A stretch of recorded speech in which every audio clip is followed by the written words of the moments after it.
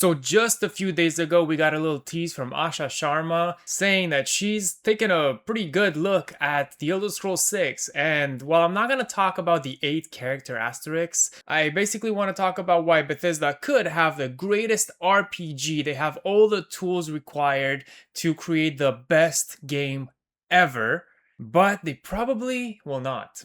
Now, The Elder Scrolls 6 is probably one of the most heavily anticipated game since 2011 when we got Skyrim. People have started talking about what the next installment is going to be. And then in 2014 we got ESO, which was kind of something to make the wait a bit more bearable. Now, it's not necessarily something for me, even though I have quite a few hours in Elder Scrolls Online. It doesn't scratch the same itch necessarily, and I think a lot of people would agree with me on that. It's kind of the similar situation with Fallout 76, trying to like make the wait for Fallout 5, or in this new day, the new Obsidian Fallout game is trying to make the wait a little more bearable, but it's not the same type of game that Fallout 4 or Fallout 3 or New Vegas players would really enjoy. Now, with Elder Scrolls, we got a bunch of other titles such as Elder Scrolls Blades, Elder Scrolls Legends, Elder Scrolls Castles. Be honest with me, guys. Have you guys even like touched those games? I don't mean like play it fully. I mean, even like look at it or even consider downloading them. Because personally, I couldn't give less of a shit. Except Elder Scrolls Legends, which actually I think was pretty cool card game, personally. It did get shut down recently, and also Elder Scrolls Blades is getting shut down as well. I don't know if it's already out. I don't fucking know those games anyway. But when it comes to the Elder Scrolls 6, I think it's very important that we talk about it. Now, Bethesda is kind of in hot water, as they've always been, but like not right now, the water's really boiling. Now, Starfield. I know people love talking about Starfield and why it sucks. I don't believe that it truly sucked, but it really didn't get to the level that it could have been, and I kind of have a feeling that The Elder Scrolls 6 is going to be in the same boat. I am really glad that Starfield came out and that people had a lot to say about it, but I also do hope that Bethesda is gonna listen to the criticism. Now, will they? Starfield could be one of their best moves yet if they really take the criticisms from that game and apply them to their future titles such as Elder Scrolls 6 and eventually Fallout 5. Now, given their response to a lot of the criticism, should I give some examples? I guess I'll give some examples. When people said that Starfield is boring, they responded that astronauts went to the moon and they didn't see anything, and they certainly didn't find it boring. Or when they were talking about Shattered Space, I think it was Emil Pagliarulo, I'm not sure, but I think they said that basically Starfield is one of the best products that they've ever made, and that they're very proud of Shattered Space, even when a lot of people, including myself, said that DLC was kind of shit. So they don't really care what people are saying, it seems like, and they still are living in this bubble where they think that everything they create is great. But anyway, this whole thing, the whole conversation that I've had right now, you can see that I'm pretty animated. I'm very passionate about this, okay? And this is the intro to the video. I don't even have a structure for the intro, but let's get into the actual meat and potatoes here. Now let's talk about why I think that The Elder Scrolls 6 could be the best fantasy RPG ever made. The reason number one, The Elder Scrolls is such a powerful IP. Even though it hasn't been really touched in so long, just 8 freaking asterisks are gonna create so much conversation around that. People are really starved for an Elder Scrolls game following Skyrim. People are still playing Skyrim a lot. I'm still booting up Skyrim every week to download mods and create more of a modern version of that game. Now, I haven't really played Skyrim in a while, and that's because I played it for so many times that I basically know that game like the back of my hand.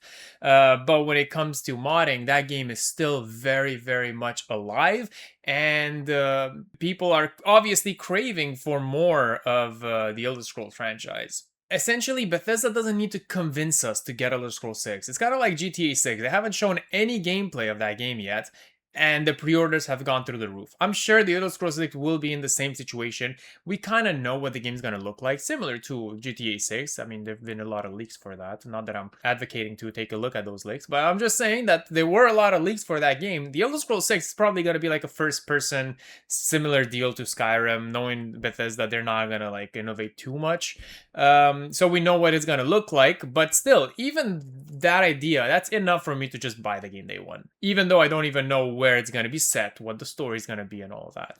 And if anything, Starfield showed that Bethesda themselves doesn't really need a strong IP to begin with to have the greatest launch in the company history. Now, imagine if Bethesda's name, so people really like Bethesda RPGs, even though critically they're essentially not the best. Imagine if you had Starfield's basically launch power with a strong IP such as the Elder Scrolls. You know that this game's gonna make numbers, and you know it's gonna be well received, even though it's not gonna be necessarily the greatest. But I'm just saying that like people are so excited for it, and there's so much that you can do within the Elder Scrolls universe that the game could be great, man. You don't need to like do too much to convince us to get the game. And like I said in my last two videos about the new Fallout game that's going to come out from Obsidian, I think that the creation engine is such a wonderful tool if you use it right. So you can do really cool stuff such as NPC schedules, physics, you can pick items from anywhere, you can have all kinds of cool, I don't know, sandbox elements in your game, and if you use it well, if you optimize for it, the creation engine could create for one of the best games ever. Now, Bethesda hasn't been known for not really optimizing their games. Even Todd Howard went on record after Starfield launched that you might need to upgrade your PC because this is a next generation game. Why did you not optimize this game for PC? We did. It's running great. It is a next-gen PC game. We really do push the technology, so you may need to upgrade your PC for this game, but it's got a lot of great stuff going on in it, and the fans are responding awesome. Well, if that happened with Starfield and the performance in that game was not necessarily the greatest, imagine all the fumbles that they're gonna have with an even newer game. Now, they also said that the Elder Scrolls 6 and eventually Fallout 5 as well, it's going to be running on an even newer version of the Creation Engine, which they call the Creation Engine 3. Starfield was running on Creation Engine 2, and anything before that was essentially the Creation Engine 1. Now, they had different names, GAC, Gamebryo, whatever, doesn't really matter. It's essentially the same engine for all of those games with some updates, but from Fallout 4, or I guess Fallout 76, to Starfield, they thought it was a big enough leap to actually call it Creation Engine 2. Now, personally, I don't really know what they added that much. All I know is that the Creation Engine 2 wasn't as easily moddable as Creation Engine 1, but if they take the best of both worlds from both Creation Engine 1 and Creation Engine 2 and they make Creation Engine 3, they might be able to create one of the best engines in gaming because of everything that the engine allows, and if they're able to optimize for maximizing performance, that would be incredible. Will they be able to do that? I mean, they are able to do that. I'm sure that they have one of the best engineers, well, some of the best engineers in the industry. They have all the resources that they need because they have the IP to justify Microsoft investing heavily into the engine. Will they be able to really reach those standards that I would like them to reach? I don't know, man. And another massive advantage that they have is just the modding community around it. So we've been using the Creation Engine to create mods for decades at this point, and we would be able, I'm saying we, but I'm talking about the modding community as a whole. I don't really create mods. I just like review them and install them and whatever. But we would be able to create some of the best incredible mods for the Elder Scrolls 6 when that game eventually comes, making the game even greater and even more alive. So taking what the community could do for that game as well, it could really create for some of the best experiences in gaming.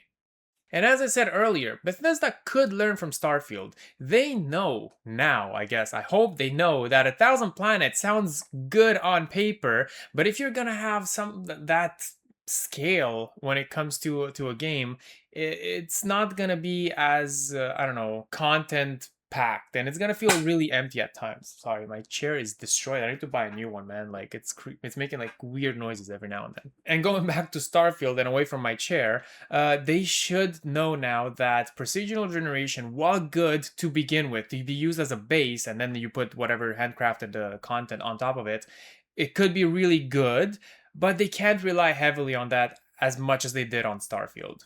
People have already complained, at least I have complaints about Skyrim having procedural quests. I'm thinking specifically about when you finish the Dark Brotherhood, you would be able to have contracts constantly, and that's probably one of the best ways to make money endgame. But it does still like clutter your journal, when I would have preferred to just not be able to make any more of those quests, just so I can have a clean journal. When it comes to Fallout 4, we know the meme that another settlement needs your help. Preston Garvey keeps like bombarding you with settlement quests, and it's a total annoyance in my opinion. While they do want us to play the games as much as possible, I don't think that relying heavily on procedural content is really exciting, because those quests, while yes, there's an infinite amount of them, and that's exciting on paper, they're very repetitive. It's not fun, and it's just annoying that you constantly get this feeling of, oh, there's another thing to do, you know what I mean? And while this section of the video was supposed to be the good things about Bethesda, I feel like I've already complained a lot.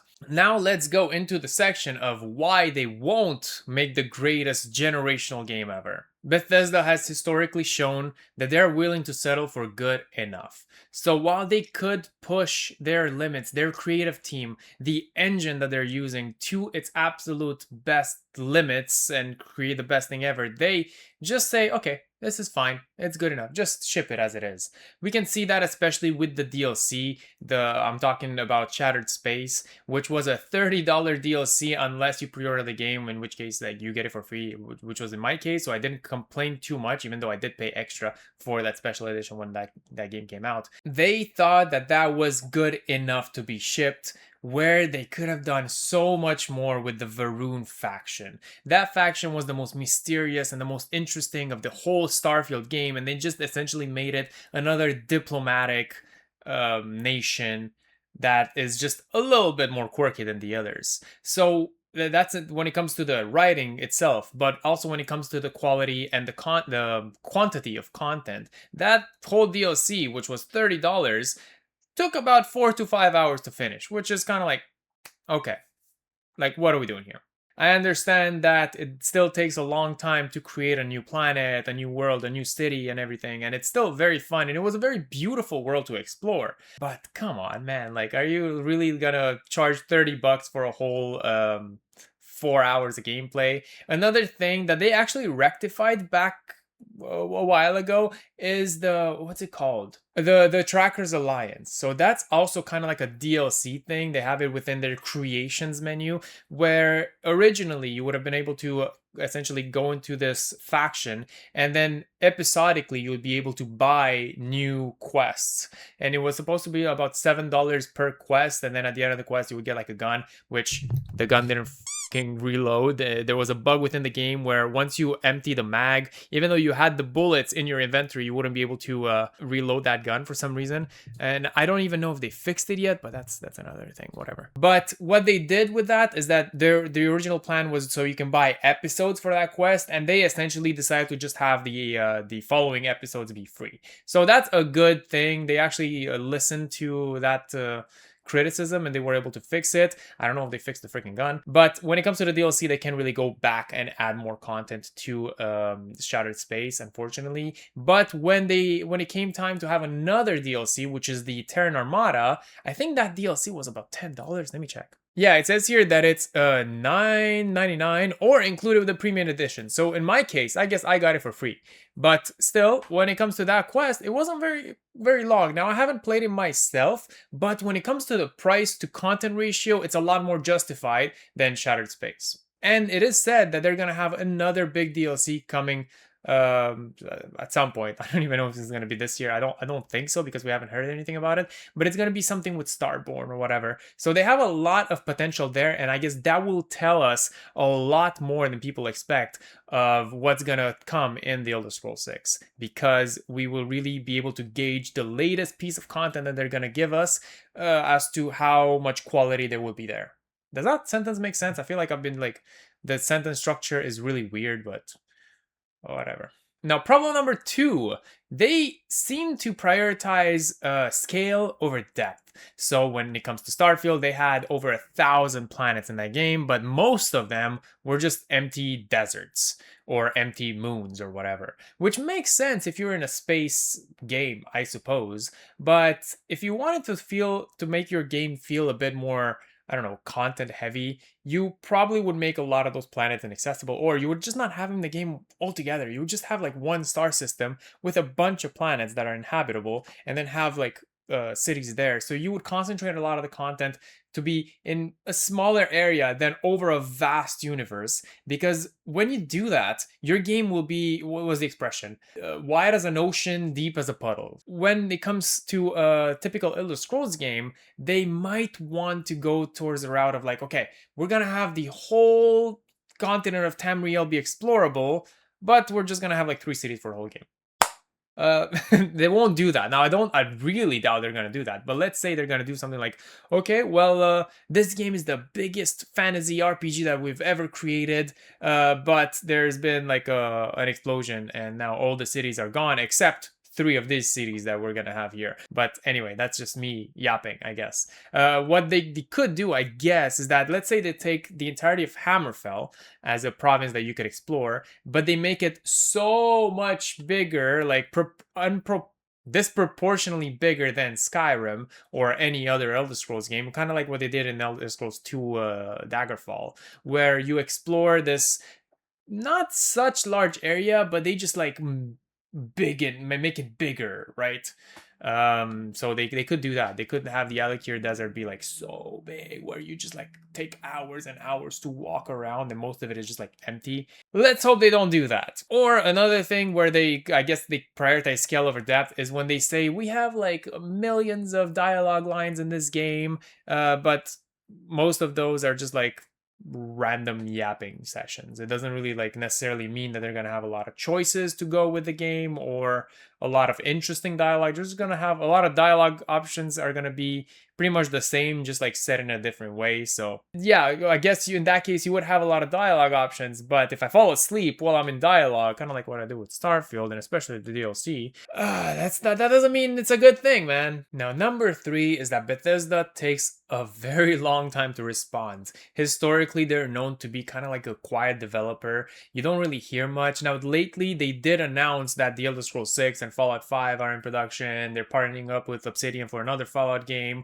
They're still working on Starfield, and they're even like trying to like fix apparently the Oblivion remaster. So there's a bit more improvement there when it comes to communication and being more transparent as a company. But historically, when it comes to their games, let's say there's a bug in the game and people like voice that opinion, it still takes them forever to actually respond. Kind of like what happened with the Fallout 4 Anniversary Edition, where they took about 18 months to fix the issues that were native to the Anniversary Edition.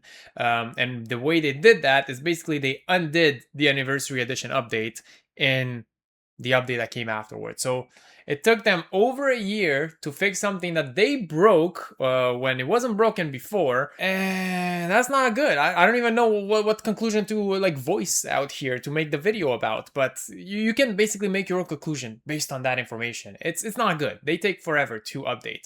When it comes to Starfield, another example that I'm thinking about is that they added the rover afterwards, which was a good thing. They originally didn't seem to be planning to have any vehicles in that game, which I guess would have been fine if the game wasn't as like boring and as wide as it was, but they really needed something to make the locations feel closer than they were. Another thing that they added post-launch was local maps or like city maps, which I think they did a really good job on. But it took them forever to implement that into the latest game. And probably my suspicion on the reason why they didn't want to have that at launch is that it really showcased how empty the game was if you were to have local maps.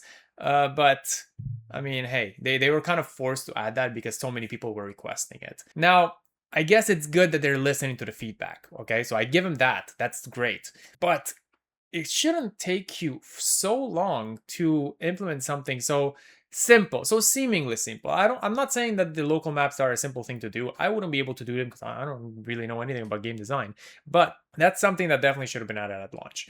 My point here is that they purposely will remove an expected feature from the game at launch, at the very least, and then just like be forced into adding it back. So let's say for Elder Scrolls 6, they completely remove the magic system. They will not do that, but I'm just saying. Let's say they want the game to be very grounded and they don't want any magic to be in the Elder Scrolls because it removes from that immersion. Realistically, they're probably just lazy, or they designed another system around not having any magic and they're just like, okay, well, let's just remove this. We don't need it, so we can have this system that we really want.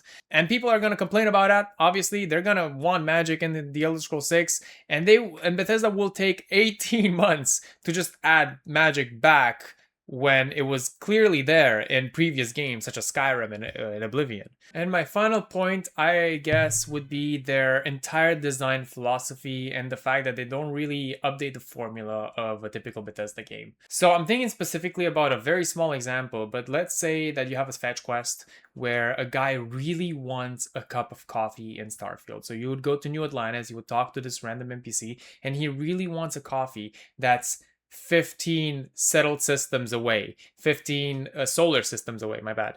And you would have to like travel all the way there to get him a cup of coffee, and then travel all the way back to give it to him, and then he would give you some money. When it comes to that quest design, you would have to travel so long, and you would have to encounter so many, like, I don't know, planets or so many locations. Let's say this was in an Elder Scrolls game where you would like walk around the desert or all the way across the map for one small coffee that the guy just heard about. I think that when it comes to that philosophy, their logic there is that, okay, so this gives the player an excuse to go from point A to point B, and along the way they would discover a lot of locations.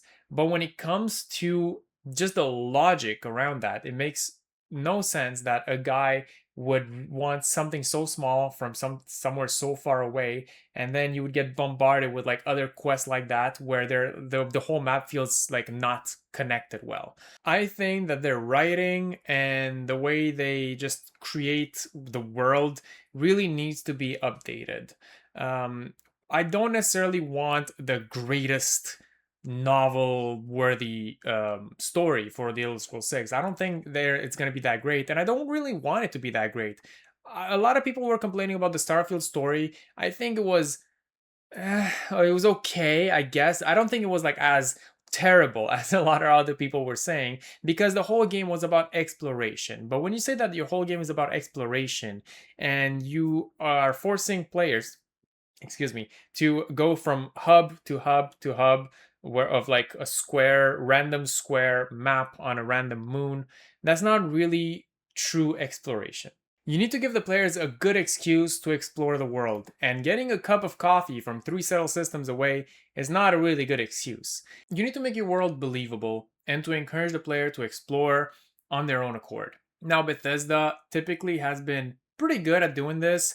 With Starfield, it was a lot harder because you would go from hub to hub and planet to planet, and you would like jump 3 settled systems across without like being able to like see the system that you basically like jumped across. Anyway, the whole game of Starfield is so not connected that it just feels like a mess. I don't think that the Elder Scrolls 6 is going to have this issue because it's going to be one major map with locations scattered all across, so you'll be able to go from one city to another like seamlessly without having to go to a ship and then fast travel to it. So that's not gonna be as big of an issue, but you need to create a story and have the writing support that exploration further. So I think the Elder Scrolls is the perfect IP for that, because there's so many mysteries within it, and there's so many other mysteries that you could include in it that we haven't heard about before, and there's so much lore, and it's such a beautiful world to explore. But if your writing is going to be dog shit and you're going to have another, I don't know, like getting a cup of coffee from Hammerfell when you live in Black Marsh, that's going to be really shit, man. And I think that would be what Bethesda would think that is good enough. And they really have this willingness to settle, which I don't think is going to be good enough. If they want the Elder Scrolls 6 to be a financial success, they already have what they need. It's one of the biggest IP in the fantasy, I guess, niche of gaming. Bethesda doesn't really need to like market a game necessarily for it to be talked about. We saw that just this week with Asha just sharing that she saw what the Elder Scrolls 6 looks like, and she just gave a few asterisks, and people have gone crazy. There's so much engagement with just that one tweet that clearly people are craving and starving for this game, but with the Bethesda standard, it's probably gonna leave a lot of people disappointed. So I want to leave this on to you, and I want to ask you what you guys think about the Elder Scrolls 6, what we know so far, what you're hoping to see, and what you actually think you're gonna see. I'm probably gonna get a lot of disappointment in the comments saying that they've been waiting for this game since they were kids and now they don't really care about it. But I do think that once we get to see the Elder Scrolls 6 and once they actually reveal it to the world, that excitement is gonna come back, and they still have that, I don't know, that like childish spark in their fans that they could still blow us away with something. But will they? I don't know, and I'm really scared. And while I was very excited for the Elder Scrolls 6, and this video was very long overdue because I kind of wanted to make this video like every single year since, I don't know, 2016 or something. And I'm probably going to make the same thing like next year or the year after, before the game actually comes out. I've always wanted this game to be something special.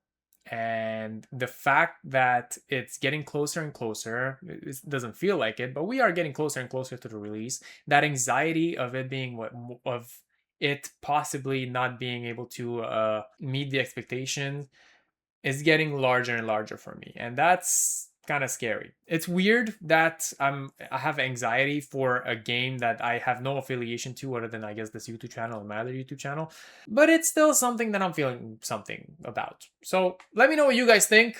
Leave your comment, like this video if you enjoyed it, and subscribe if you're not already. We're actually trying to get to 1,000 subscribers on this channel by the end of 2026, so that would be really great if you were kind enough to leave me a subscription.